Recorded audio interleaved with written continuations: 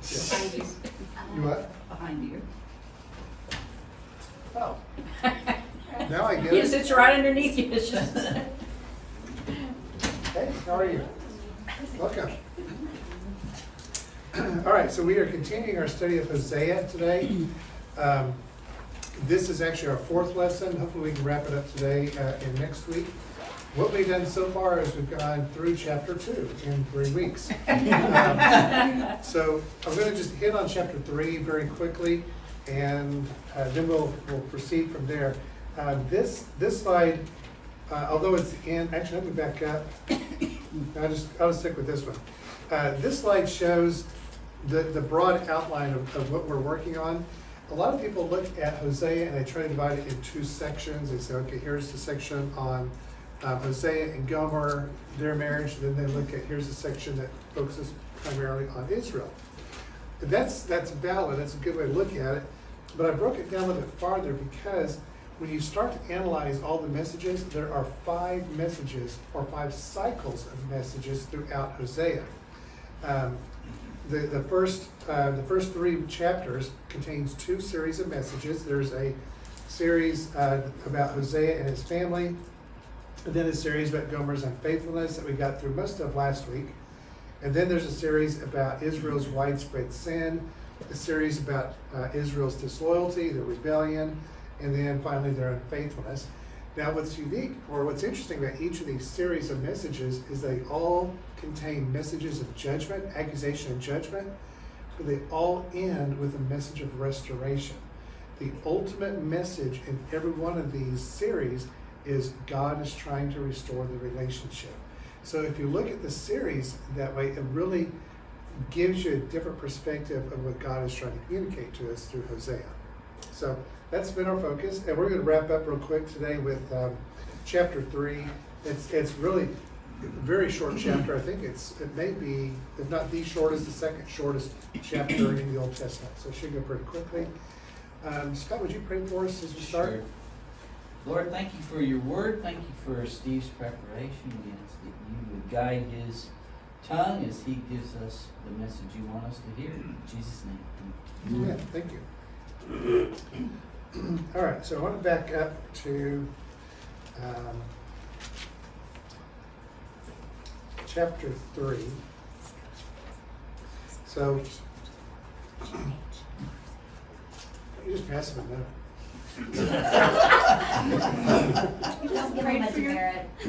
You prayed for your preparation. I said, yeah, we've been calling it Preparation H for Hosea. Okay. So we're talking about restoring wives today.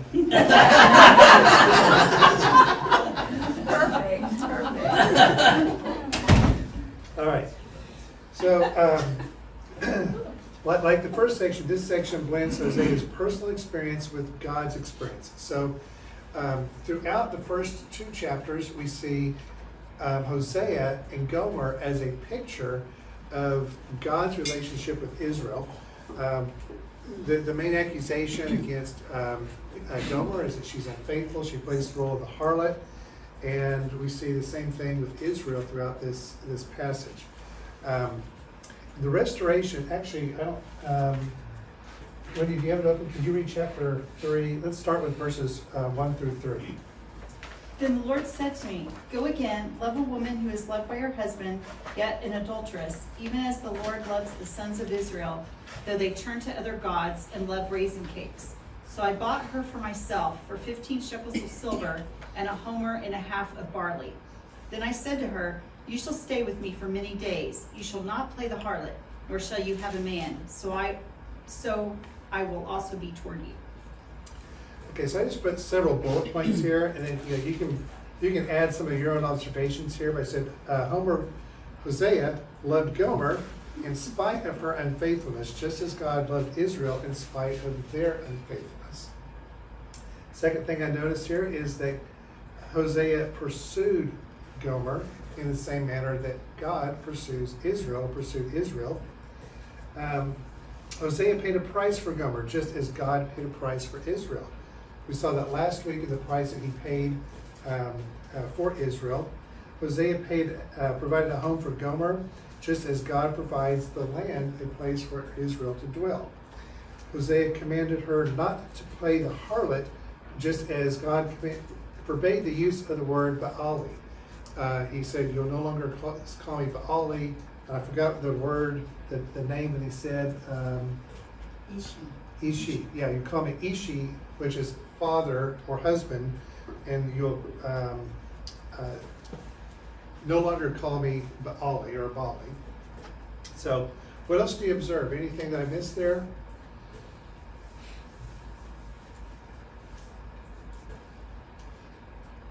She was to stay pure, Yeah. as he was also going to abstain.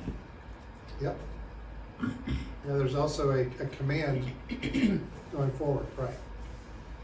Good. Okay, you do verses 4 and 5. This is the wrap up here.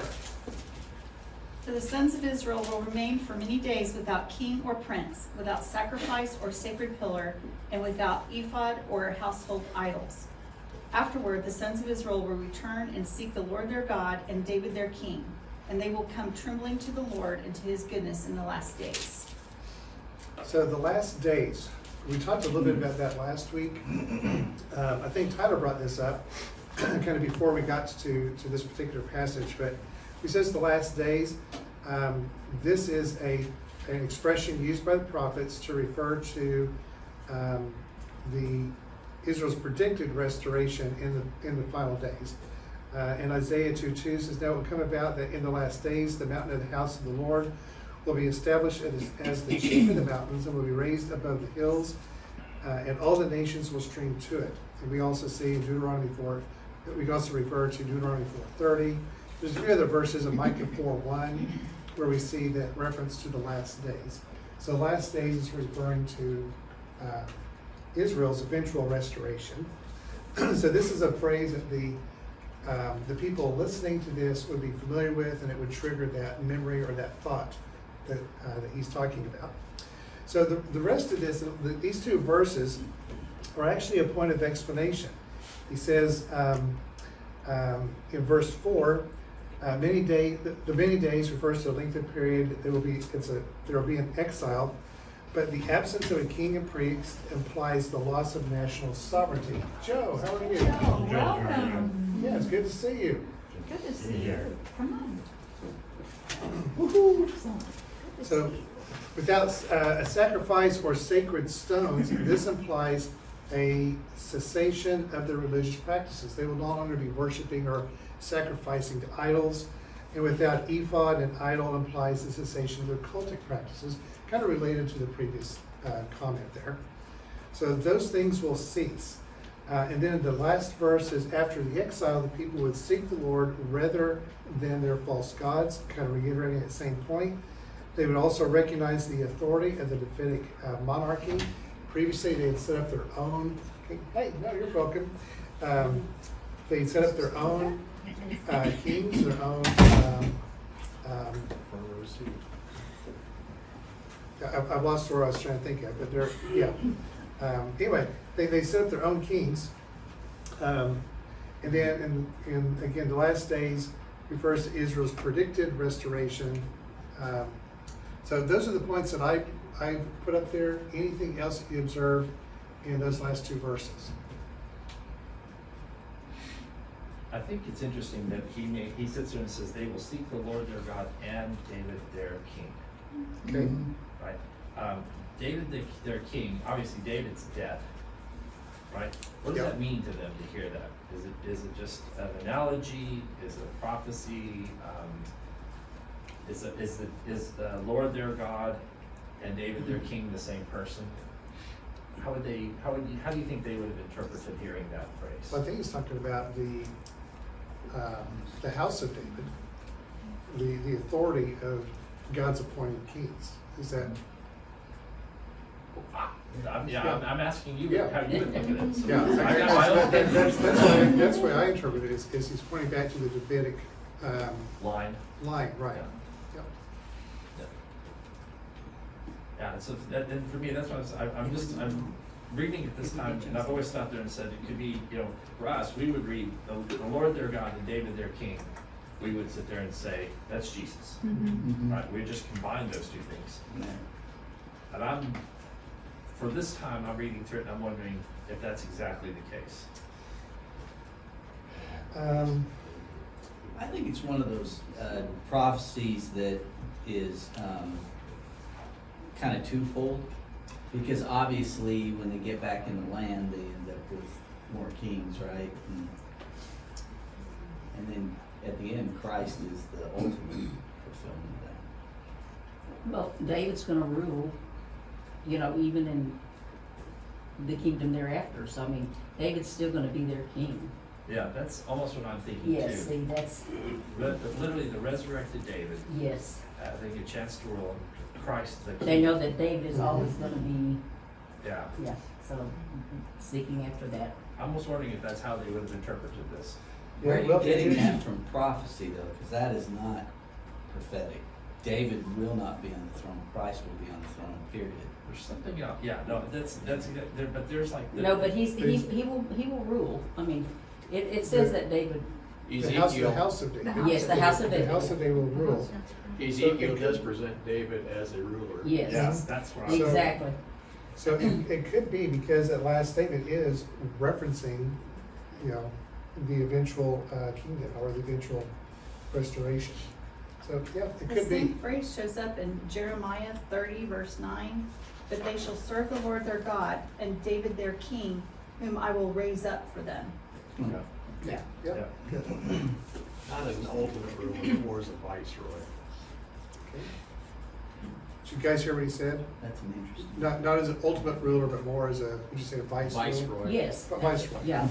But they will look to him. Ultimately, like you say, Christ is on the throne. But David will still be their, you know, one of their rulers. Yeah, you can think in terms of, like I said, David's the king of Israel. Yes. Jesus is the king of the world Yeah. at some point. And that's just what I've been wrestling with recently. So I just was learning. I thought about this last week. I was waiting until this week to ask the question. So just to stir things up. All right. Well, I told you I just want to spend a little bit of time there.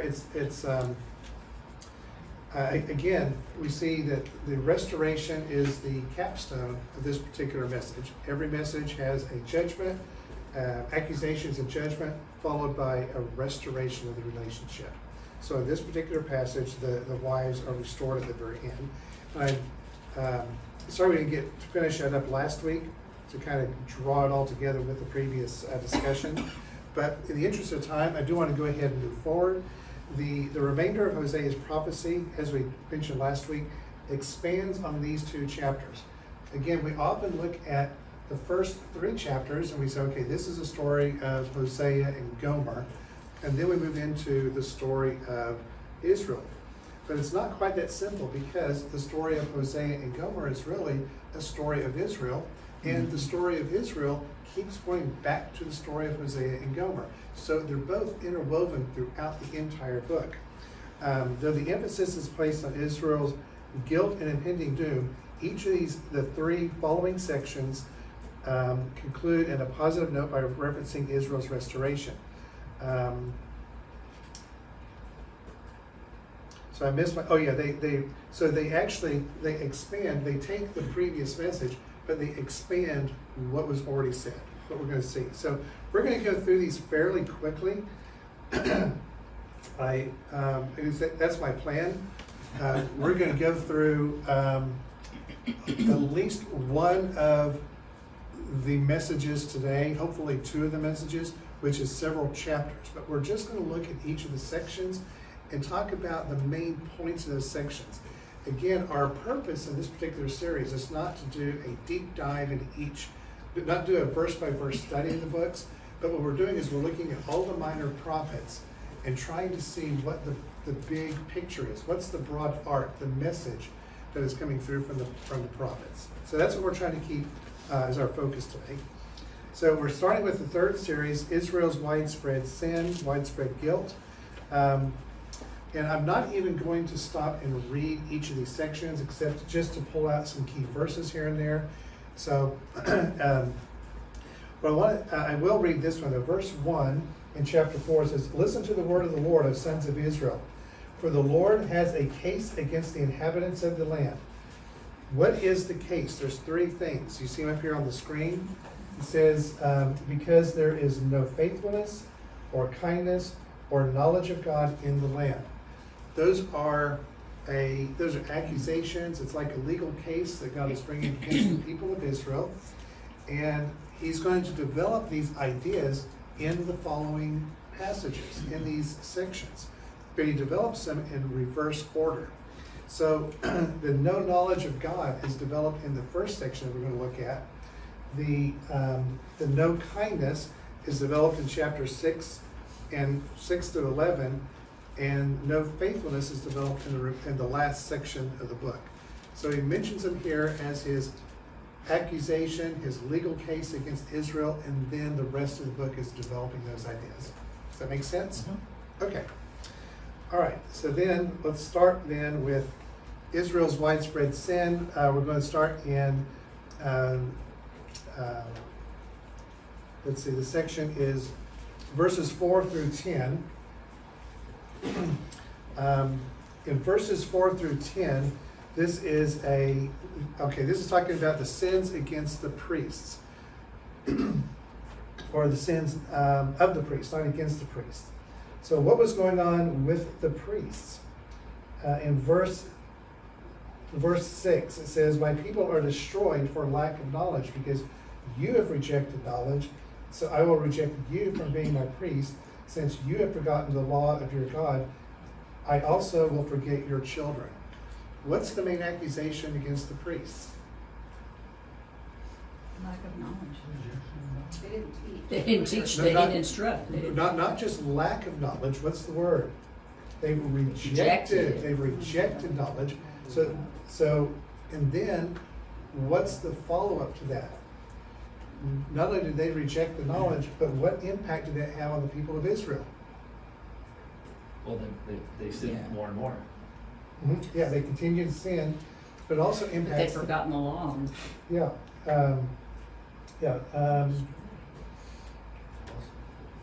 He says, "I'll forget your son." yeah. What I was saying here is that the people also forget. That's a different verse I'm thinking of, but there is a different verse where it says, because of the priests not teaching, the people also didn't know or didn't understand. Correct. It doesn't say that here specifically, but another verse it does say that because they failed to teach the law, then the people didn't know the law, so they didn't understand, and they wandered off.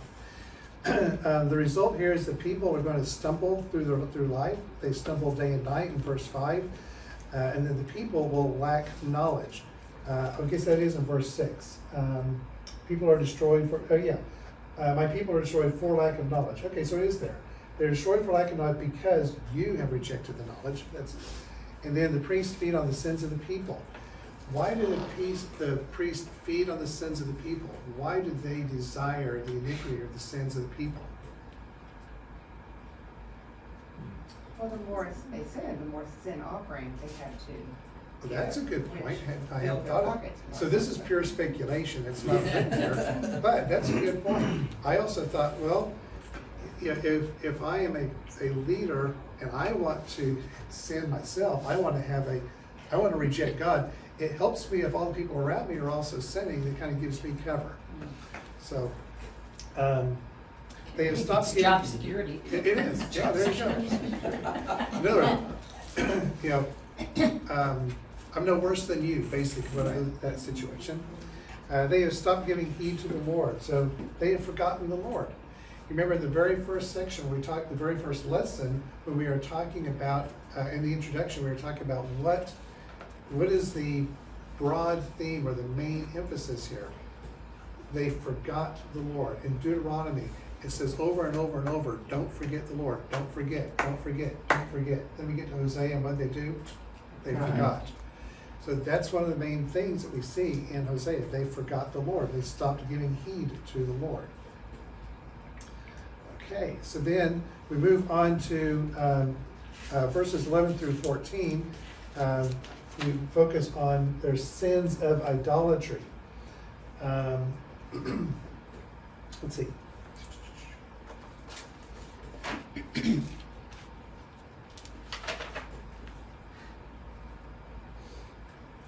Yeah, in verse 12, my people consult their wooden idol, and their diviner's wand informs them. They lack knowledge, so where are they seeking knowledge? Everywhere but God. They've got their wooden idols and their diviner's wand. They're using divination in order to gain knowledge and understanding. That's not going to give them understanding, because that only comes from God or their relationship with God. For a spirit of harlotry has led them astray. They have played the harlot, departing from their God. So they've left their relationship with God, and they're trying to seek wisdom and knowledge and understanding in places where they shouldn't. They're using idols and divination. And it's a shame that we're not like that. Thank Amen. God we're not like that, right? Also says they worshipped at their convenience. In verse 13, it says they offer sacrifices at the tops of the mountains, they burn incense in the hills, under the oak, because the shade is pleasant. Well, there's nothing wrong with offering sacrifices here, but I think the implication is that they're only doing it if it's convenient for them. If it's nice and shady, if there's a nice, comfortable place, then they will go through the motions. And do their they're not doing it where they're supposed to be. That's true. It's not in the right location. Yeah, they're not in the temple. So people without knowledge or understanding are ruined. In verse 14, that's a result. I will not punish your daughters. I will not punish your daughters when they play the harlot, or your brides. Let's see, that's not what I'm looking for. People without discernment are doomed. Yeah, that's what I'm looking for. It's People at the without very end. discernment. Yep, it's the very end. So the people without understanding are ruined. They sought knowledge fruitlessly. You know, they sought the knowledge through idols and divination, but they still lack knowledge, and they are doomed. So again, as we see here, the image of harlotry, the use of that phrase harlotry or that image, is still coming through loud and clear. Although the story of Gomer has now moved into the background, we are still going to see references to Gomer throughout this passage.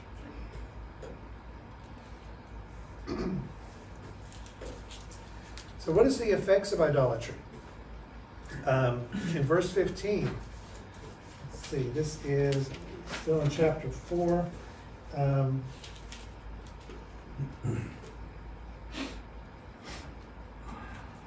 Says, do not, okay. In verse 15 it says, though you Israel play the harlot, do not let Judah become guilty.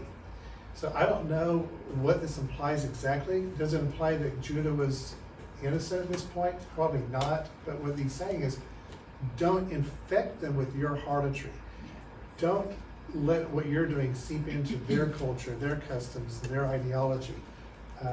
So he's cautioning them about their relationship with Judah. Don't make a hypocritical oath in his name. He says, that God asks a rhetorical question. Can the Lord pasture, implying it feed and protect, a stubborn heifer? So he says that in verse 16. Since Israel is stubborn, like a stubborn heifer, can the Lord now pasture them like a lamb in a large field? So what's the answer to that question? No. No. Yeah, that's the implied answer. God can't protect them. He can't pasture them if they're going to be stubborn and insolent. So what's the result? In verse 17, it says, Ephraim is joined to idols. They've decided to link themselves up arm in arm with the idols. Let him alone. God leaves him to his own devices. So this is, you can compare this to Romans 1, 8 through 12. This is, of course, we've talked about in the past, but for even though they knew God, they did not honor him as or give thanks, but it became futile in their speculations, and their foolish heart was darkened. Professing to be wise, they became fools, and they exchanged the glory of the incorruptible God for an image in the form of corruptible man, of birds and four-footed animals and crawling creatures. It says they exchanged the truth of God for a lie. So it's not God's doing, they exchanged the truth. They left God. And this is what God is saying about Israel, said, they're stubborn, they're insolent, I can't pasture them anymore. They have gone up, I'll just leave them alone. What else can I do? In the conclusion of Romans 1, it says that God gave them over He gave to their them- depraved mind. That's right, he gave them over to He their no depravity. longer protected them. Yep. If this is the way you want to live, so be it. Yep.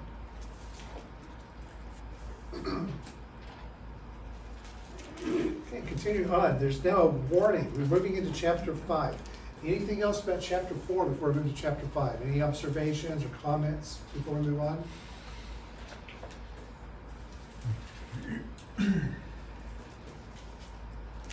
Okay, so chapter 5, there is a warning to Israel.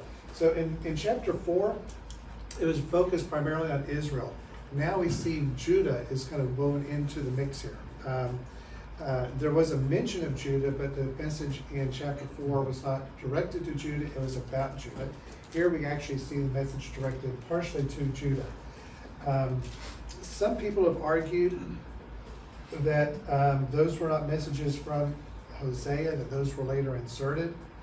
I tend to think that they were probably spoken by Hosea. I think there's a high likelihood that he traveled back and forth, and they say he is a prophet to the northern kingdom, but I think he also traveled back and forth between the north and the south. He, in the very opening opening verses of his book, it references the kings of Judah as well as kings of Israel. So obviously he has connections there. I mean, he's trying to draw that connection. For what it's worth, I think these were spoken by Hosea, but they could have been added later by an editor or something like that. Well, again, Ephraim gets mentioned a lot here, Benjamin gets mentioned a lot here. Those are the two southernmost northern kingdoms. Right. That makes sense. Yeah. So they're borders. Yep, yeah. So, oh, and the other thing is, I really think that if you look at our timeline that we looked at, I forgot about this. If you look at the timeline that we looked at in the very first session, Hosea's ministry extends probably past the fall of the northern kingdom. So he probably spent the latter years of his ministry in Judah, most likely. You know, we don't know for sure, but it seems likely that he did. So he did have some connection to Judah as well. All right, so looking at chapter 5, there is a warning to Israel. Warning is directed to the priest, the people, and the royal family in verse 1. It says, "Hear this, O priests, give heed, O house of Israel. Listen, O house of the king." So he's addressing three groups of people, the priests, the people, and the royal family. For the judgment applies to you. You have been a snare at Mizpah, and a net spread out on Tabor. So what is Mizpah and Tabor?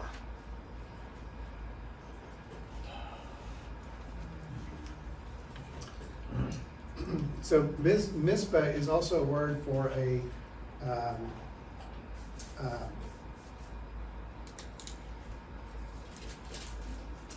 what's the word? It's like the stones. Sanctuary, which is an unauthorized Okay. sanctuary. Yeah, it's a place of memorial. That's what I'm trying to. It's a place of memorial. So it could be that. There could be a town. We could spend a lot of time analyzing what are these words and what do they mean. Are they towns? Are they places? But I think the bottom line is the image or the message we're supposed to get here is that these places represent the whole land. Like from north to south, east to west. You have been a snare at Mizpah and a spread on, and a net spread out on Tabor. In other words, you've affected the whole land, the whole country, the whole nation. So he's directing this message to the priests. They've corrupted the people throughout the nation. As a result, they've gone deep into depravity and they will be chastised. It says the revolters have gone deep into depravity and I will chastise them all. Nobody will be spared. They have the spirit of harlotry and they do not know God. Judah has stumbled with them. So verse 5, in the previous chapter, there's a warning, don't infect Judah with your idols. In this chapter it says, moreover, the pride of Israel testifies against him, and Israel and Ephraim stumble in their iniquity. Judah also has stumbled with them, so it didn't take. Judah ended up following with them. They will seek the Lord, but he is withdrawn from them. In verse 6, they will go with their flocks and their herds, but seek the Lord, but they will not find him. He is withdrawn from them. So we see God has withdrawn his presence from Israel.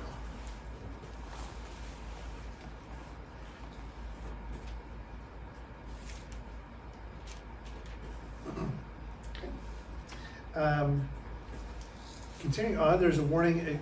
This section is still a warning, but here he's warning Israel and Judah, verses 8 through 15. We start out in verse 8. It says, blow the horn, the trumpet, sound the alarm. What does that mean? Got up here, it's an announcement. There's an invasion coming. There's an attack. It's a warning message. When you blow the horn, it could be a celebration, but in this case, it's the implication or the context indicates there is an invasion coming. Blow the horn is a warning. So we're blowing the horn. There's an announcement of an invasion. Let's see.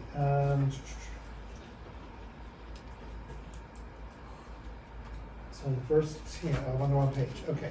So the princes of Judah have become like those who have moved, who move a boundary. I didn't understand what that was referring to initially, but apparently Judah annexed some Benjamite territory at one point, which violated the covenant, the Mosaic covenant, where they were supposed to respect the boundaries of the land that was assigned to the children of Israel. And Judah didn't respect that. They invaded and took some of the Benjamite territory. So this is referring to that. So on them I will pour out my wrath like water. The Lord will be like a moth and like a lion. A moth consumes, eats the clothing, eats what is there, doesn't leave anything behind. And he's also like a lion to Ephraim or Israel. But the Lord is also like rottenness or decay and a young lion to Judah. What is the distinction there? Why is he making that distinction? Immediacy versus future. Right? Yeah, I didn't think about immediacy in the future, but yeah, obviously the punishment of Ephraim is going to be much more severe. We think about the moth totally consumed. They will be gone. They'll be destroyed. And the lion, implying an adult full-grown lion, is going to be obviously a lot more dangerous, a lot more vicious than a young lion would be. And then in verse 12, the rottenness, the decay is slow, as Alex pointed out, but it's also, not entirely, there's still something there. It's not completely destroyed, but it's, or eventually it will be, but it's a much slower process. So, so he's predicting his relationship with both Israel and Judah, where I like we say the immediacy. The moth consumes and the lion destroys, but for Judah, it is a slow decay and a young lion attacking. So where do they seek help and healing? Relationships. Their relationships. Okay, they're going to seek help from who? Assyria. Yeah, they went to Assyria and they sought healing. Now keep that in mind, that Assyria was unable to heal you or cure your wound. We're going to come back and visit that in a minute. Those are key phrases there. So they went to Assyria trying to get relief, and Assyria could not or would not help them. The Lord will tear them to pieces and carry them away. The Lord will go away until they acknowledge him. In verse 15, the word until. It's not if, it is until. So there's even a message of hope in verse 15 where he says, I'm going to go away. There is an anticipation in this verse that they will eventually acknowledge him. It's not like, I don't know if they'll ever talk to me again. Now, it's until they come back to me. It's the same thing from chapter 3. Again, Mhm. it's like you will have to live without this until Until. you basically start to seek with me. Until. So again, restoration is the hope, restoration is the goal, it's the expectation, and, fully anticipated. Yeah, they need to be seeking the Lord. Until they do that, they'll be in misery. Earnestly seek. And it almost sounds like all the judges, Yep. because that Israel fell away until they earnestly sought him. So has this happened yet? Verse 15. That's it. No. Yeah, I'd say no. No, I think this is a eschatological verse. This is predicting when Israel will eventually return. Yep. God's question right now is almost, Israel, do you want to be healed? Do you want to repent? It's like the crippled man with Jesus. He asked him, do you want to be healed? Because if I heal you, things are going to change. And right now, the people of Israel, they don't want to be healed. They want their way. They want to go through the motions of their practices. In fact, we'll see in a future verse, or future chapter, future verse. The accusation is, well, they call it, say, God, we know you. We're your kids. And God's response is, that's just tradition and history. You know all those things, but you don't know me. They had forgotten the warning of Deuteronomy 28, starting in 15, where he says, if you don't obey me, these are the curses that will come on you. Yep. And it is a lengthy laundry list. Yeah. Yeah, we started the whole series looking at Deuteronomy. Yeah, that it's important that you understand, have that backdrop to understand what the prophets are saying. Scott? Regarding the future, if this is still in front of us, I seem to recall the Shekinah glory never re-entered the temple after they rebuilt it when they came back from Babylon. Is that true? I don't know. Not sure. It's not recorded in the Old Testament that it did. So, then it is still future. Yeah.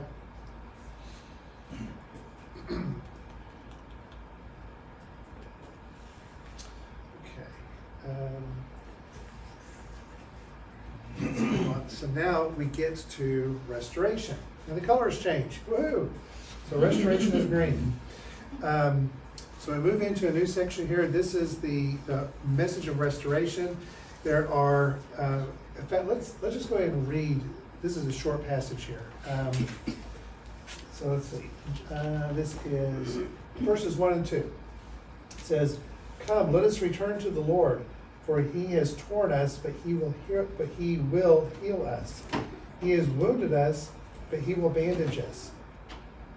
He will revive us after 2 days. He will raise us up on the third day, that we may live before him." So let's see. Well, I want to go to. Okay, I'll stop there. All right. So what do we see here? There's a couple of cycles here that we see. There's 2 cycles of exhortation and promise. So I just read the first one. The first one is an exhortation, "Come, let us return to the Lord." The second exhortation, we go down to verse 3, is, "Let us press on to know the Lord." So looking at the first one, what do we see in the first cycle, this first cycle of exhortation and promise? So it says, "He has torn us." That's referring back to chapter 5, verse 14. But now we see he will heal us. Well, what happened with Assyria? They tried to get healing from Assyria, right? Mm-hmm. But Assyria couldn't or wouldn't heal them. So we also see that he has wounded us. Again, referring back to chapter 5, verse 14. But now we see that God will bandage us. Again, Assyria could not provide that for them. We also see in chapter 5, verses 14 and 15, that he went away. Now we will live before him, in verse 2. And we also see that they were crushed and they were oppressed. And now we see that he will revive us and raise them up, in verse 2. So there's a restoration here that completely reverses what we saw in chapter 5.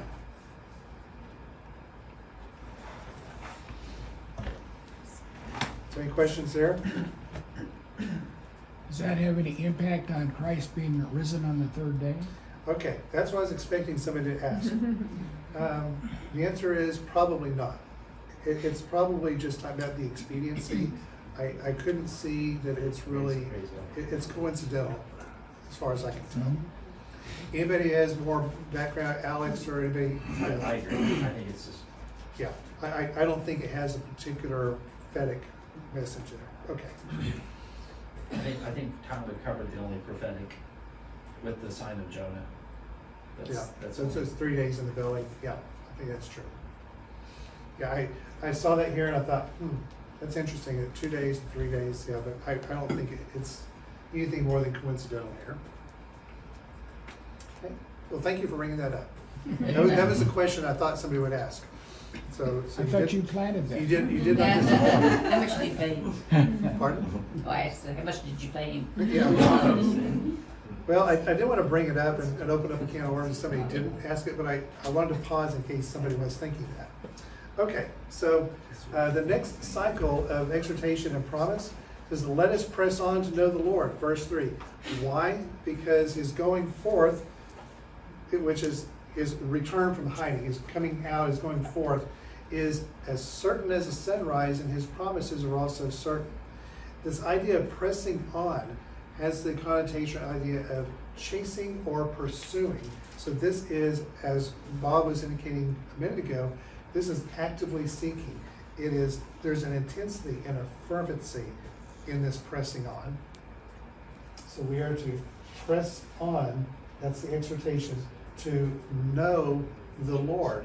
So again, I forgot to mention this as we're going through the passage, but how many times do we see references to the knowledge and the understanding and knowing the Lord? This is the accusation here in this particular section.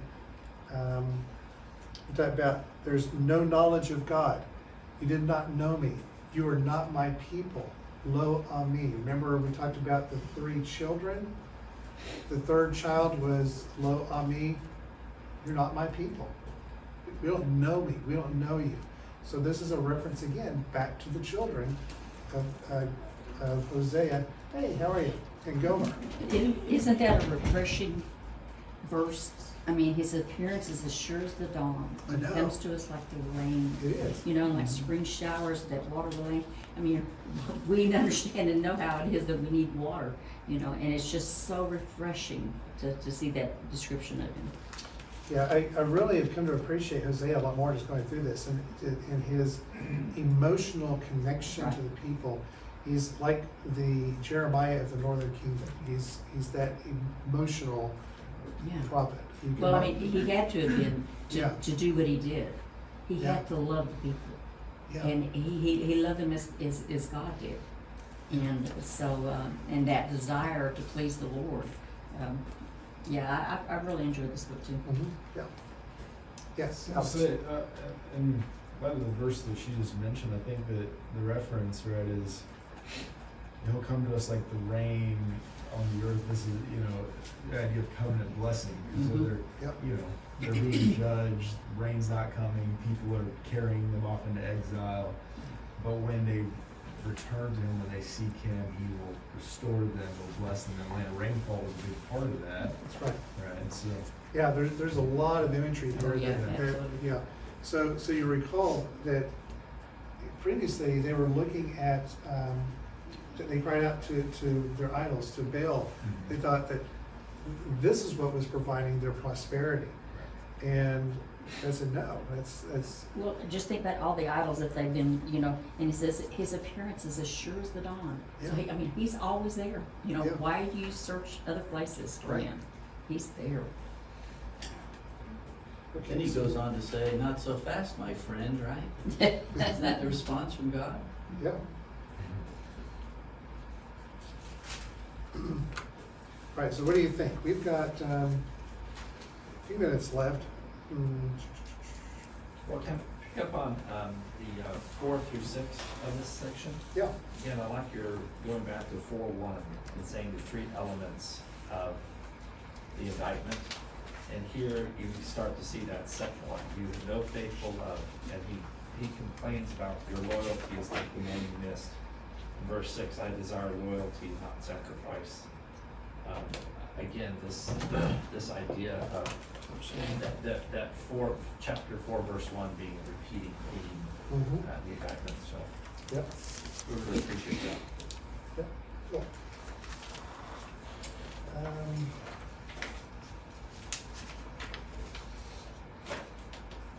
I don't think we can complete this section, but we can go ahead and get started.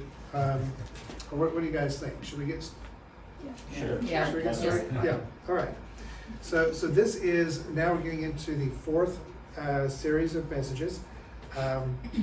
This is addressing Israel's disloyalty and rebellion.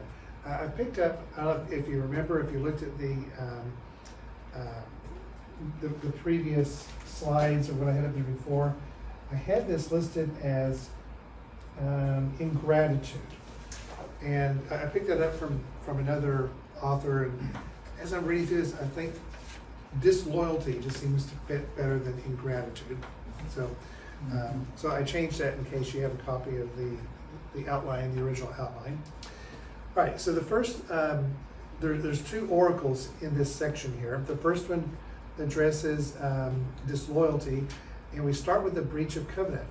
You'll see in this section, it says, actually, let me just read my note here. It says, this section of the book contains another series of messages that deal with the judgment coming on Israel, and second, the restoration that will follow. There are three major addresses in this section. Each, that's not what each introduced by a direct address. Here's what I was looking for. Two oracles of judgment are in this section. Each one begins by referring to Israel's breach of covenant, and each one contains a reference to Egypt near the end. So both of these messages of judgment start out by saying, okay, you've breached the covenant, and eventually you're going to be returned to Egypt. Metaphorically, you're going to be in exile. So the two oracles of judgment in this section talk about Israel's disloyalty in verses chapter 6:4 to 7:16. In this message, there are more accusations than actual judgment. But in the next section, when it talks about the rebellion, there's more judgment than accusations. So kind of a flip in the tone and tenor of these speeches. Again, both begin with the breach of covenant, and both end with a reference to exile in Egypt, or using Egypt as a metaphor for exile. So, what shall I do with you? In verse 4, let's see, chapter 6, verse 4, it says, what shall I do with you, O Ephraim? What shall I do with you, O Judah? This is not truly a question, but more of an expression of frustration. It's sort of like, your parents, you'll understand this. You know, what am I going to do with my kids? You know, it's that kind of an expression. What do I do with you? So it's really, like I say, not a true question, but just an expression of frustration. So what does God delight in? In verse 6, there's two things that he delights in.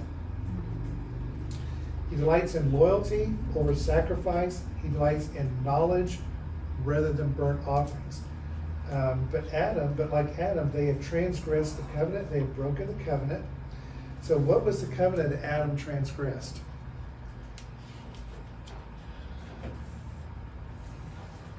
In one command. That's it.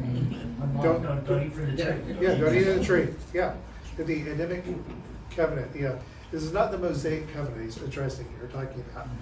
So Adam had one command, one covenant, and he broke that. Dealt treacherously with God. But that fits right in, because again, you can break down Adam's one command, which is to sit there and say, what? Stay loyal to me, follow and obey me. Eve's response to the serpent is rife with a lack of knowledge. She's imprecise with her wording, blah, blah, blah. They don't remain loyal to God, even though he sat there and said, you can have all of this except for this one thing. And they can't be loyal to that simple. Yeah. Yeah. It fits right in with this thing. Yes, Alex? I was gonna comment that the word for loyalty is chesed in Hebrew, which is the loving kindness, which I think most significantly is used to refer to God's character, right? And which I think is the point of chesed over sacrifice, that in the law, the task was for Israel to represent the character of God. And it was the same task for Adam to do this as well, to be an image bearer of God. So, and yet they're going through the motions, they're sacrificing, but they are not like God. They're not showing chesed to Him and to the covenant, but also to one another as well. And so I think that's a major point. Well, that's interesting. I did not pick up that this was actually hesed. Because usually it's translated. Mine's just, it's faithful love is what's been repeated instead of, All right. Yeah, So that's a better, you're using CSB, right? Yes. Okay, so that's probably a better translation. Yeah, and I use Hesed. DNAS at home, but Yeah, would you say? I think a lot of times if you see the word loyalty in the Hebrew or in the Old Testament, it's Yeah. oftentimes it's chesed, loyal love. Yeah. Love Okay. kindness. All right, well, good. It's Well, thanks. translated a lot of ways. Yeah, well, thanks for bringing it up. I missed that. I didn't realize that was hesed. It actually adds a lot more, Right. a lot it's more. not, loyalty kind of makes it like it's your, it's from you, I'm being loyal. Personalized. Yes. Right, yeah. And loving kindness is from the Lord. It's more and- personal. Yeah, it's, Okay. So the next couple of sections talk about their domestic policies and then their foreign policies. So this is right up Scott's alley. He'll enjoy these.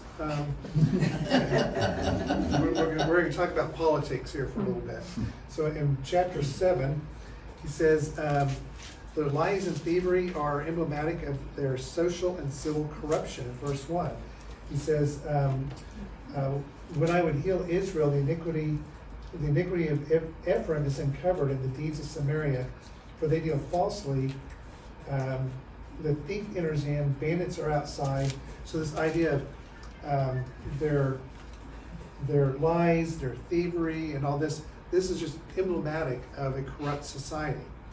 The kings celebrated the sin. It says in verse 3, it says, with their wickedness, they made the king glad, and the princes with their lies. So the kings celebrated the sin when they should have been opposing the sin. Again, this goes back to our question in a previous chapter. Why did they celebrate or encourage the sin? It doesn't tell us exactly, but we can speculate as to why they celebrated this. But the kings were celebrating the sin, they encouraged the sin rather than opposing it. Verse 4 says they are all adulterers. This is could be in a physical sense, but more likely this is a spiritual sense of unfaithfulness, which again really makes more sense now after Alex tells us that loyalty is hesed, that this would be referring back to their unfaithfulness, spiritual unfaithfulness, that they did not have hesed. and I've never heard adultery compared to an oven being heated long So, by a baker. I mean, yeah. I'm thinking an overheated oven, okay? Yeah, so this next section, I actually read a whole section about history of baking in Middle Eastern culture and stuff like that. So this is actually looking ahead at the political corruption. But the idea of a oven, what they would do is they would heat up the oven in the evening, and they would make the bread, and it would rise overnight. And then in the morning, they would come out, and the embers would still, first of all, it would keep them warm at night, it was part of it, but also the embers would cool down where it would just be the perfect temperature in the morning, and they could slide the bread in, and it would cook. And it would rise just to the right amount and cook. So the timing overnight fire was really important here. So it's it says their hearts are like the oven, and they approach their plight, and their anger smolders all night. In the morning it burns like a flaming fire. So they're, as opposed to the intent of an oven, which kind of cools a little bit. I mean, the embers are there. It says here that in the morning, it's a flaming fire. They let their anger burn all night as opposed to just letting the embers cool. So it's a contrast here with what they would be familiar with in their cooking pattern. And all of them are like are hot like an oven, and they consume their rulers. All the kings have fallen. None of them calls on me. So what has happened? What's the story in the northern kingdom during Hosea's ministry? Remember the timeline that we showed previously? What's happening to all their kings? Murdered. Yeah, there's. One after the other. Yeah, they're chopped off. They're cut down. So this was something that plagued Israel, a lot of political turmoil during Hosea's reign. So their passions are inflamed, their anger burns, and they will consume their rulers. There's political revolt. So even though their kings were not, they were sinful in appointing their own kings. In I know they didn't have Romans, but we know that all authority comes from who? God. So they were not right to assassinate their rulers. So then we talk about foreign policies. And then I'll do this one and then we'll stop. Yeah, the next one gets into chapter 8. So we'll finish up with chapter 7. So now we're going to talk about their foreign policies. So in verse 8, it says, Ephraim mixed himself with the nations. Again, I'm kind of using that baking metaphor again. He's mixed up. It's like a cake mix. Instead of being distinctive and separate from the other nations, he got in there and mixed it up with them and became like the other nations. There was no distinction. He became a cake not turned. The symbolism there is that it's burned on one side. It's worthless. So it says, strangers devour his strength, yet he does not know it. So they have sapped all of his energy from him, yet he thinks these are his friends. He's being completely deluded by all of the alliances and the people that he's dealing with. And he's completely unaware of this. He has a false sense of security. The strangers are devouring his strength, and they are unaware of their approaching death or destruction. You see this, and he's getting gray hairs. They're not even aware of the gray hair that's on their head. So they've got all of these signs that death and destruction are impending, but they're just not even aware of it because they're so wrapped up with all of their alliances. And they trust their alliances, and they're blinded by what's happening in front of them. So we see that Israel seeks alliances with Assyria and Egypt. Like a silly dove, they are senseless. Doves are not the brightest creatures. I've never been dove hunting, but people I talk to, they're easy to hit. Yeah, they're not. Sometimes. There's not the brightest birds. There's a silliness about them. They don't have a lot of sense. In verse 13, it says, "Woe to them, for they have strayed from me." Do you remember what we talked about, the word woe? What does that mean when you see it? Does anyone remember? Woe is a warning of destruction or death. It's almost like a funeral term, like woe is me, or woe to us. So this is an announcement. Woe to them, doom is on their way, for they have strayed from me, destruction is theirs, for they have rebelled against me. They would be, the end result is they would be like a deceitful bow. Instead of using their weapons on their enemies, they turn and killed each other. It's like they turn and had a firing squad on each other. And they would be derided by their allies. Egypt is going to sit back and laugh at them. So these allies, these people that they trusted in for their strength, they're eventually going to mock them and deride them. So and the sad thing is, they had no idea that their friends were turning on them. All these alliances were meaningless. Yes, Beverly. Well, and in the past, you would see where God would do that to Judah and Israel's enemies. You have instances. He would where- stir them up and cause them, right? That's right. So Yeah. he's doing that to them. Yep. So it's interesting, maybe he's, well, I don't want to go there. Just say that their unawareness of the approaching death, I think, highlights their lack of knowledge of the covenant. Because that was the sort of the point of the covenant. When you see these things coming upon you, It's a warning. repent. Yeah. You know? Yeah. And they're just like, "Wow, what's going on?" You know, they don't know They're the oblivious. law. Yeah. Right. Yeah, they weren't taught the law. Right. That's right. So that was an accusation against the priests because you didn't teach it. People don't know. They're ignorant. But look at this restoration. I mean, God, you know, he says, though I want to redeem them, they speak lies against me. They do not cry to me from their hearts. Rather, they wail on their beds.